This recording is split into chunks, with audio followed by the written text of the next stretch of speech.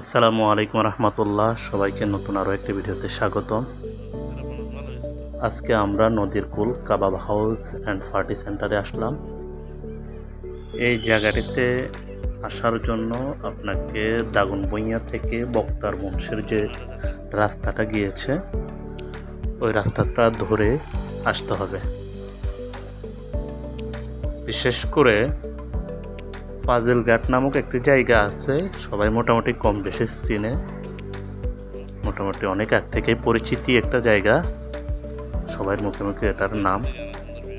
ফাজিলঘাটের পরেই 1 থেকে 2 কিলোমিটার পরেই বক্তার মুন্সির যে রোডটা আছে ওই রোডটা ধরে এই কাবাব হাউসটা।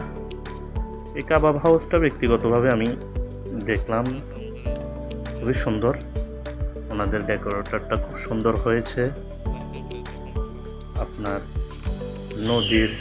নদীর কুল ঘেঁষে এই কাবাব হাউসটা নির্মাণ করা হয়েছে, সেই জন্য এই কাবাব হাউসের নাম রাখা হয়েছে নদীর কুল কাবাব হাউস। খুব সুন্দরভাবে এটা কিন্তু পরিপাটি করে ওনারা সাজিয়ে গুছিয়ে রেখেছেন। এটা ঠিক ব্রিজের নিচে এই কাবাব হাউসটা। মোটামুটি যারাই আসে বিকেলের পর থেকে সন্ধ্যা থেকে রাতের 10টা 11টা 12টা পর্যন্ত মানুষের আনাগোনা থাকে, সবাই আসে। দুপুরের দিকে এগুলো বন্ধ থাকে, সকাল থেকে দুপুরে, বিকেল থেকে এগুলা এই কাবাব হাউসটা চালু থাকে। পরিবেশটা আসলে অসম্ভব সুন্দর, যেহেতু গ্রাম কেন্দ্রিক। ওনাদের যে ডেকোরেশন আছে, লাইটিংয়ের যে সুন্দরভাবে সাজিয়েছে, খুবই সুন্দর, এক কথায় অসাধারণ। আমরা বিকেলবেলা ঘোরার জন্য মূলত এই কাবাব হাউসে আসলাম। কাবাব হাউসটা দেখতেও সুন্দর।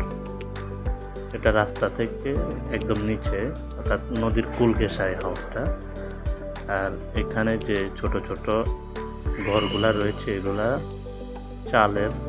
আপনারা যারা আগে গ্রামে থাকতেন তারা জানেন যে আমরা ধান চাষ করে যে ওই ধানের খড়গুলা দিয়ে মূলত এই চালগুলা তৈরি করা হয়েছে।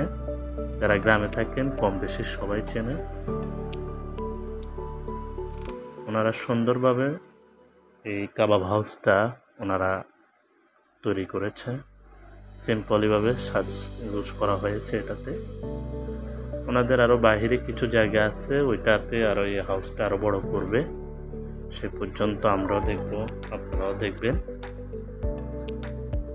যারা ব্যক্তিগতভাবে কাবাব হাউসে যেতে চান তারা অবশ্যই, যদি চৌধুরীহাট থেকে যেতে চান তাহলে বক্তার মুন্সির সড়কটা ধরে আপনারা যাবেন।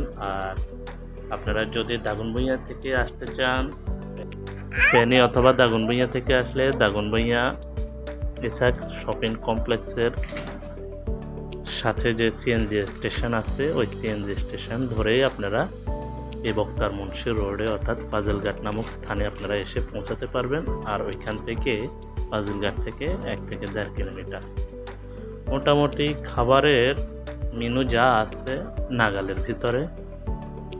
আমরা যে আইটেমগুলো নিয়েছি, পরোটা, সালাদ, প্লাস হচ্ছে আমাদের চাপ আর মোজো, পানি, এসব ওনাদের যে প্যাকেজটা ওইটার মূল্য ছিল 275 টাকা।